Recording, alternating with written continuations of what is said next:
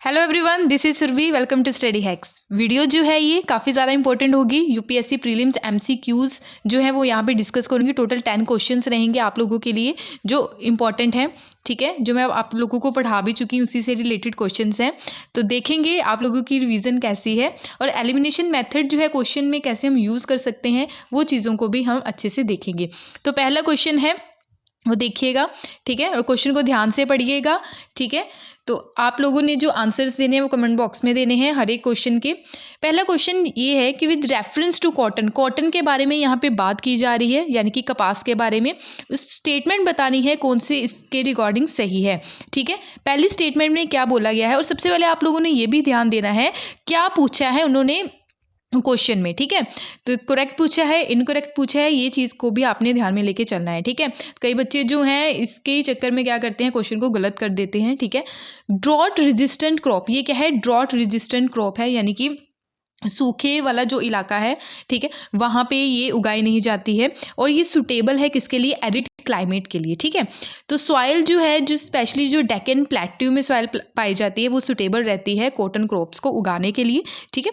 गुजरात जो है ये लीडिंग कॉटन प्रोड्यूसिंग स्टेट है हमारी कंट्री का। तो देखिए कौन सा ऑप्शन जो है वो सही है। ऑप्शन ए में क्या बोल रखा है, 1 and 2 only. Option B 2 only. Option C जो है 1 and 3 only. Option D 1, 2 and 3 only. Video को थोड़ा पॉज कीजिए, सोचिए इसके बारे में और आंसर जो है वो कमेंट बॉक्स में दीजिए, ठीक है। और इसका सही आंसर जो है वो है डी, 1, 2 and 3, ठीक है। ये ड्रॉट रेजिस्टेंट, यानी कि तीनों जो स्टेटमेंट्स हैं वो सही हैं। ड्रॉट रेजिस्टेंट क्रॉप है ये, और ये एरिड क्लाइमेट के लिए सुटेबल रहती है। स्पेशली जो डेक्कन प्लेट्यू वाला जो रीजन है, वहाँ पे जो सॉइल पाई जाती है वो सूटेबल है कॉटन क्रॉप्स को उगाने के लिए, क्रॉपिंग करने के लिए। और हमारी कंट्री में सबसे ज़्यादा गुजरात में जो है प्रोड्यूस होती है cotton crop, leading producing state है, ठीक है। तो इससे क्या हो गया, तीनों स्टेटमेंट जो है वो सही होगी। तो ऑप्शन डी जो है इसका सही आंसर है, ठीक है। और बिट कॉटन की अगर बात करूँ, जेनेटिकली मॉडिफाइड कॉटन जो है ये भी हमारी कंट्री में इंट्रोड्यूस की गई, ठीक है, 2002 में की गई। इस क्रॉप को उगाने के लिए जो टेम्परेचर सुटेबल रहता है 21 to 30 डिग्री सेल्सियस चाहिए होता है। अराउंड अगर टोटल रेनफॉल की अगर बात करें तो 50 to 100 सेंटीमीटर इसके लिए टोटल रेनफॉल की ज़रूरत रहती है। सॉइल टाइप की अगर बात करें, जिसमें ऑप्शन में भी मेंशन है, well drain black cotton soil जो डेक्कन प्लेट्यू में पाई जाती है।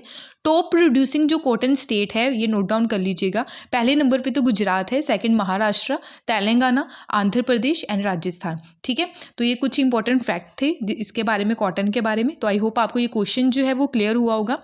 नेक्स्ट क्वेश्चन की ओर चलते हैं। बात यहाँ पे की जा रही है कॉमनवेल्थ ऑफ नेशन के बारे में, ठीक है। कॉमनवेल्थ नेशन के बारे में कौन सी स्टेटमेंट सही है, ये आप लोगों को बताना है। पहली स्टेटमेंट में क्या बोला गया है कि कॉमनवेल्थ जो नेशन है वो इस्टेब्लिश किसके द्वारा किया गया, लंदन डिक्लेरेशन के द्वारा 1949 में, ओके। क्वीन एलिजाबेथ सेकंड इसकी हेड है कॉमनवेल्थ की, ठीक है। मेंबरशिप जो बेस्ड है free and equal voluntary corporation के ऊपर बेस्ड है, ठीक है, यानी कि फ्री है और इक्वल वॉलेंट्री कॉर्पोरेशन इसमें रहता है।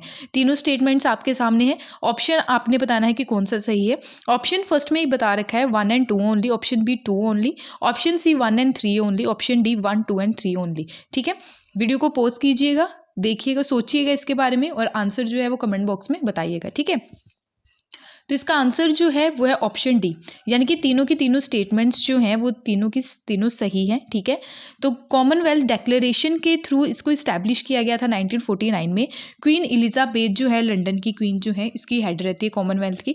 कॉमनवेल्थ नेशन कौन सी होती हैं, पहले आपके माइंड में ये आना चाहिए। कॉमनवेल्थ नेशन वो है जो ब्रिटेन के द्वारा अलग अलग कंट्रीज़ में, ठीक है, रूल किया गया, ठीक है, उनकी कॉलोनाइज थी कंट्रीज़ अलग अलग, ठीक है। वो सारी मेंबर कंट्रीज़ जो हैं इसका पार्ट हैं, ठीक है, कॉमनवेल्थ नेशन जिसको बोला जाता है, ठीक है। आज के टाइम में 54 कंट्रीज़ इसकी मेंबर हैं, ठीक है। तो world biggest, smallest, richest and poorest countries जो हैं, ठीक है, तो इसका मेंबर हैं, ठीक है, कॉमनवेल्थ ऑफ नेशन की। तो आई होप आपको ये सारी चीज़ें क्लियर हुई होंगी। नेक्स्ट क्वेश्चन की यहाँ पे बात की जा रही है recognize of prior learning program, ठीक है। तो इसमें आपने बताना है कि सही स्टेटमेंट कौन सी है, ठीक है। तो recognition of prior learning program जो है ये इंप्लीमेंट किसके द्वारा किया जाता है, नेशनल स्किल डेवलपमेंट कॉर्पोरेशन के द्वारा किया जाता है। पहली स्टेटमेंट ये है। सेकंड स्टेटमेंट में क्या बोला गया है कि जो recognition of prior learning program है ठीक है। तो ये वैल्यू जो है लर्निंग एक्वायर्ड जो की जाती है outside of the of a formal setting है, प्रोवाइड करवाती है गवर्नमेंट सर्टिफिकेट इंडिविजुअल स्किल के लिए। ठीक है। एनएसडीसी जो है ये पब्लिक प्राइवेट पार्टनरशिप है जो वर्किंग करती है under ministry of skill development and entrepreneurship के अंडर। ठीक है। तीनों स्टेटमेंट्स आपके सामने हैं। ऑप्शन जो है ऑप्शन ए में बता रखा है 1 एंड 2 ओनली सही है, option B second, option C जो है 1 and 3 only, option D 1 2 and 3 only. ठीक है। वीडियो को पॉज कीजिएगा, सोचिएगा इस क्वेश्चन के बारे में और सही आंसर क्या है वो बताइएगा। ठीक है। कमेंट बॉक्स में अपने आंसर्स को जो है आपने लिखना है। ओके। तो इसका सही आंसर जो है वो है ऑप्शन डी, यानी कि तीनों की तीनों स्टेटमेंट्स जो हैं वो सही हैं। ठीक है। तो ये recognization of prior learning program जो है ये इंप्लीमेंट किया जाता है नेशनल स्किल डेवलपमेंट कॉर्पोरेशन के अंडर, और मिनिस्ट्री जो इसमें इन्वॉल्व रहती है मिनिस्ट्री ऑफ स्किल डेवलपमेंट रहती है। ठीक है। तो इंडिविजुअल को स्किल सर्टिफिकेट यहाँ पे प्रोवाइड करवाया जाता है नेशनल स्किल डेवलपमेंट जो काउंसिल है, ठीक है, एनएसडीसी, और पब्लिक प्राइवेट पार्टनरशिप है ये, और वर्किंग करती है ministry of skill development and entrepreneurship के अंडर। ठीक है। इंपॉर्टेंट ये है कि इसके अंडर जो है संकल्प प्रोग्राम भी चलाया गया।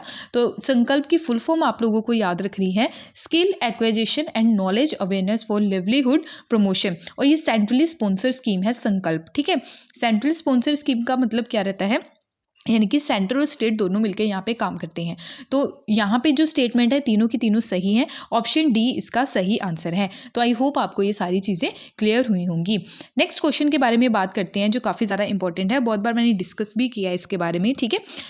स्टेटमेंट यहाँ पे दे रखी है, आपने यहाँ पे जो स्टेटमेंट बतानी है सही स्टेटमेंट बतानी है फॉलोइंग मेटल। ठीक है। मेटल यहाँ पे आपको ऑप्शन में दे रखे हैं, कौन से मेटल के बारे में यहाँ पे बात की जा रही है इस क्वेश्चन में, वो आपको बताना है। ठीक है। ये एक लाइटेस्ट मेटल है और लाइटेस्ट सॉलिड एलिमेंट है, हाईली रिएक्टिव है और फेमेबल भी है। इसको न्यू वाइट गोल्ड के नाम से जाना जा रहा है as a diamond of high performing rechargeable batteries जो है इससे रहती है, यानी कि रिचार्जेबल है ये। ठीक है। इस राइजिंग। ओके। तो किसके बारे में ये बात की जा रही है, लिथियम, सिलिकॉन, ग्रेफाइट या फिर हाइड्रोजन। ठीक है। वीडियो को पॉज कीजिएगा, सही आंसर क्या है उसके बारे में बताइएगा। ठीक है।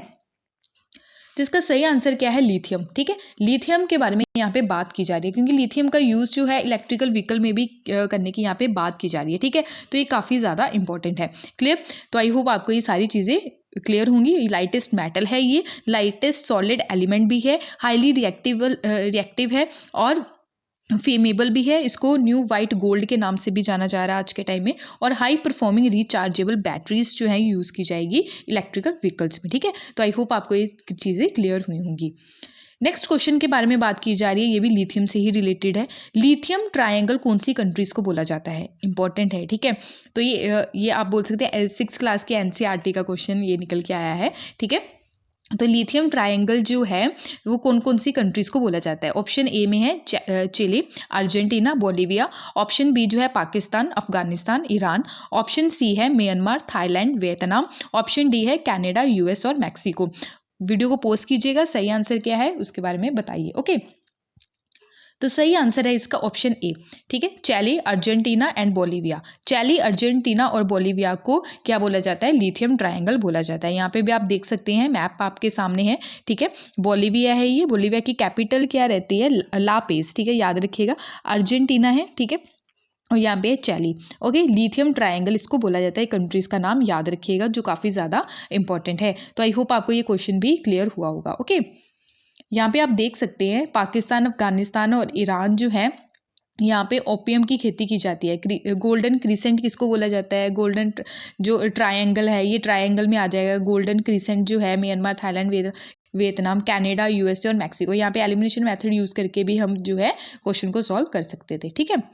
आई होप आपको ये क्लियर हुआ होगा। नेक्स्ट क्वेश्चन की ओर बढ़ते हैं। यहाँ पे बात की जा रही है HIV के बारे में। ठीक है। करेक्ट आंसर बताना है, करेक्ट स्टेटमेंट कौन सी है। ह्यूमन इम्यूनोडेफिशिएंसी वायरस ये अटैक करता है सीधे ह्यूमन की बॉडी में वाइट ब्लड सेल के ऊपर। ठीक है। HIV जब एंटर करता है बॉडी में इसको रिमूव करना मुमकिन है। ठीक है, सॉरी नामुमकिन है, नेवर भी। ठीक है। तो इसको हम इसको रिमूव नहीं कर सकते हैं, तो ऐसा इस स्टेटमेंट में बोला गया है। तो ऑप्शन फर्स्ट जो है 1, option 2 second only, option C both 1 and 2, option D neither 1 nor 2। और कौन सा ऑप्शन सही है ये आप लोगों को बताना है। वीडियो को पॉज करके इसके बारे में सोचिएगा क्वेश्चन के बारे में, और सही आंसर क्या है उसके बारे में बताइएगा। ठीक है। सही आंसर जो है इसका वो है सी, यानी कि दोनों के दोनों स्टेटमेंट्स जो हैं वो सही हैं। ठीक है, ह्यूमन इम्यूनो डेफिशिएंसी जो वायरस है ये ह्यूमन की बॉडी में वाइट ब्लड सेल के ऊपर अटैक करता है। ठीक है, तो ह्यूमन की बॉडी में जो हीमोग्लोबिन पाया जाता है, वाइट ब्लड सेल हैं, रेड ब्लड सेल्स हैं, ठीक है, और प्लेटलेट्स पाए जाते हैं। ठीक है, तो वाइट ब्लड सेल के ऊपर इसका अटैक होता है, ये वायरस है। ठीक है, ये तो वायरस का नाम हो गया।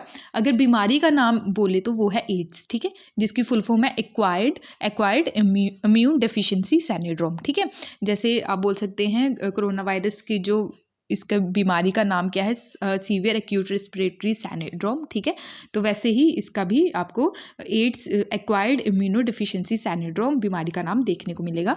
HIV जो है ये वायरस का नाम है। ठीक है, तो आई होप आपको ये क्लियर हुआ होगा। HIV जब एंटर करता है किसी ह्यूमन की बॉडी में तो उसको रिमूव नहीं किया जा सकता। तो दोनों की दोनों स्टेटमेंट जो है वो करेक्ट है। नेक्स्ट यहाँ पे जो बात की जा रही है क्वेश्चन की ओर बढ़ते हैं। ठीक है, तो सही करेक्ट आंसर करेक्ट स्टेटमेंट बतानी है। यहाँ पे सबसे पहले आप लोगों ने यही देखना है हमेशा। ठीक है, तो क्वेश्चन नंबर 7 जो है ये किस बारे में बात कर रहा है कि इस्टेब्लिशमेंट जब किया गया, ठीक है, कुछ ऑर्गेनाइजेशन का, कुछ इंस्टीट्यूशंस का, गवर्नमेंट इंस्टीट्यूशंस का, तो रिकमेंडेशन रही संथानाम कमेटी की। किस किस को लेके संथानाम कमेटी की रिकमेंडेशन रही? पहली स्टेटमेंट में लिखा गया है CVC यानी कि Central Vigilance Commission, Central Bureau of Investigation, National Crime Record Bureau and Lokpal. ठीक है, तो कौन सी स्टेटमेंट इसमें करेक्ट है? ऑप्शन ए में दे रखा है 1 and 2 only, option B 2 only, option C 1, 2 and 3 only, option D 1, 2 and 4 only. ठीक है, कौन सी स्टेटमेंट सही है ये आप लोगों को बताना है। वीडियो को पॉज करके इसके बारे में सोचिएगा। ओके, तो ऑप्शन जो सही है वो है ऑप्शन ए, यानी कि 1 and 2 only. Central Vigilance commission जो है, ठीक है, संथानाम कमेटी की रिकमेंडेशन पे ही इसको इस्टेब्लिश किया गया। सेंट्रल ब्यूरो ऑफ इन्वेस्टिगेशन भी। ठीक है, तो ये इंपॉर्टेंट है, याद रखिएगा। नेशनल क्राइम रिकॉर्ड ब्यूरो जो है, नेशनल क्राइम रिकॉर्ड ब्यूरो जो है, ये रिकमेंडेशन जो रही, ये मैंने आपको करवाया भी था, जो हमारी डेली जो लेक्चर आता है, डेली जो इम्पोर्टेंट करंट अफेयर्स का, उसमें नेशनल क्राइम रिकॉर्ड ब्यूरो के बारे में मैंने ऑलरेडी बताया था कि रिकमेंडेशंस जो रही थी इसके बारे में नेशनल पुलिस कमीशन की और ministry of home affair task force की रही थी 1985 में, ministry of home affair task force की 1985 में, नेशनल पुलिस कमिश्नर की 1977 में रही थी। ठीक है, तो यहाँ से आप एलिमिनेट कर ही सकते हैं कि थर्ड तो हो ही नहीं सकता, तो ऑप्शन सी जो है वो वैसे ही गलत हो गया। ठीक है, तो लोकपाल जो है 2013 में आया। ठीक है, जब अन्ना हजारे के द्वारा क्या किया गया, वहाँ पे अनशन जो है ये किया गया, तो ऑप्शन 4 भी यहाँ पे गलत हो जाता है। ठीक है, सेंट्रल ब्यूरो ऑफ इन्वेस्टिगेशन बचा है कि सेंट्रल ब्यूरो ऑफ इन्वेस्टिगेशन भी संथानाम कमेटी के द्वारा ही रिकमेंडेशन दी गई थी और CVC के द्वारा भी। ठीक है, तो यहाँ पे ऑप्शन ए जो है वो सही हो जाता है। ठीक है, तो ऑप्शन ए याद रखिएगा। क्लियर? तो नेशनल क्राइम रिकॉर्ड ब्यूरो के बारे में थोड़ा सा जान लेते हैं। नेशनल क्राइम रिकॉर्ड ब्यूरो जो है इसके हेडक्वार्टर न्यू दिल्ली में है।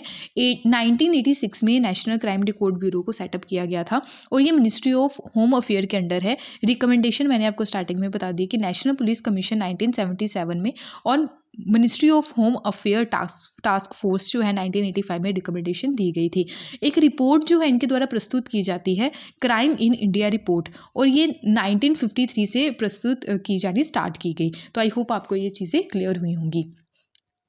नेक्स्ट यहाँ पे बात की जा रही है ज़ीरो बजट नेचुरल फार्मिंग के बारे में। इसके जो पिलर्स हैं उसके बारे में बताना है, कौन कौन से पिलर्स जो हैं ज़ीरो बजट नेचुरल फार्मिंग में कवर किए गए हैं। ऑप्शन ए है, इनकी पहली स्टेटमेंट में जो दे रखा है, जीवा मुरुथा, बीजा मृता, अच्छा धना, वहापसा। ठीक है, ये 4 स्टेटमेंट्स हैं, इनमें से कौन सी सही है ये आपको बताना है। ऑप्शन ए जो है 1, 2 and 3 only, option B 1 and 2 only, option C 2 and 4 only, option D 1, 2, 3 and 4 only. तो कौन सी स्टेटमेंट सही है? वीडियो को पॉज कीजिएगा, सही आंसर जो है वो बताइएगा। ठीक है, ऑप्शन जो है इसका जो सही है वो है ऑप्शन डी। ऑप्शन डी, यानी कि चारों की चारों स्टेटमेंट सही हैं।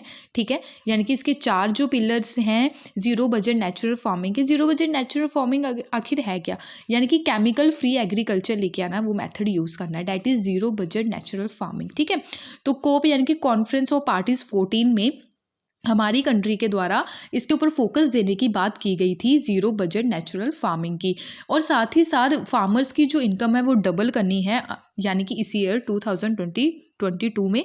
मेथड जो है यानी कि केमिकल फ्री एग्रीकल्चर, यानी कि केमिकल्स बिल्कुल यूज़ नहीं करना, ऑर्गेनिक जो चीज़ें हैं वो यूज़ करना। और हमारी कंट्री की पहली ऐसी जो स्टेट बनी है ऑर्गेनिक स्टेट, ठीक है, वो कौन सी है? सिक्किम है। अगर यूनियन टेरिटरी की बात करें तो लक्षद्वीप है।